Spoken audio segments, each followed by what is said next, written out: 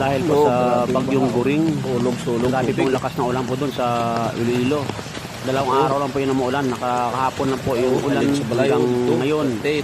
Malakas pa rin ulan. Grabe nahapo sila. Lahat po ng almost lahat ng ano ng palayan doon nasira. Pati mga kabahayan.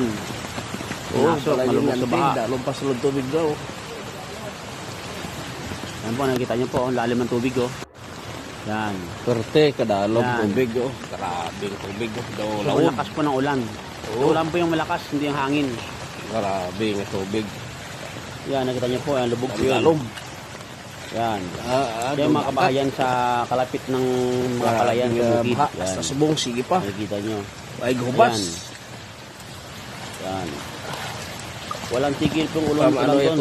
Balay. Halos binuhos-buhos na Karsada to sa highway, Kaya po, dalawang araw lang po yun na walang tigil na ulan.